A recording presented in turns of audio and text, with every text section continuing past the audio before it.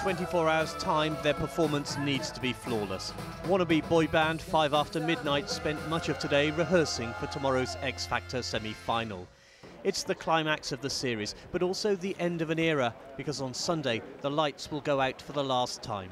The Wembley studios are closing to make way for homes. For the production team, it'll be a moment of sadness, and for host Dermot O'Leary, especially poignant. This is where he did his screen test.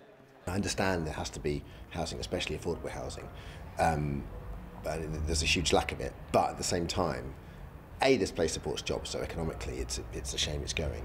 But B, there is a sense of history. If it looked more beautiful, it's the sort of place that could be listed. Slightly shabby and unloved, it was never going to win an award for architecture. But producers love this place because it's Britain's biggest TV studio. These buildings began life as film studios, making silent movies in the 1920s. But it was the arrival of ITV in 1955 which turned the site into a powerhouse of popular entertainment. The studios gave birth to some of the best-loved TV programmes of the 60s and 70s. On the Buses, a sitcom based on the lives of bus workers. And at the other end of the social scale, Upstairs, Downstairs, the Downton Abbey of its day.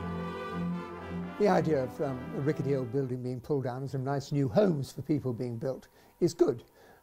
Maybe they'll call the block of flats Upstairs, Downstairs, and maybe there'll be some ghosts of Hudson and Mrs. Bridges, and maybe even me roaming about.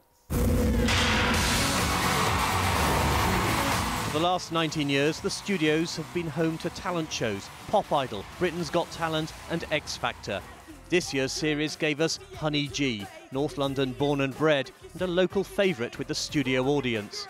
That's a super thing about here, is the audiences we get, and the fact, I suppose, because we're in Wembley and it's, you know, you're in amongst a huge swathe of public that want to come and see the shows, and they're all fans. The atmosphere in the studio is fantastic, which you wouldn't get at some other studio locations I could think of. This is our last weekend here, so we've got 2 big shows, and we'll go out with a bang. Not literally. That happens, I think, in a couple of weeks' time when they bring in the wrecking ball. But yeah, 2 huge shows, and it's going to be a really strange feeling on Sunday night, I think, when we finally switch off the lights. Next year, X Factor will move to a new home in Acton, but at Wembley, 60 years of television history is drawing to a close. Simon Harris, ITV News, Wembley.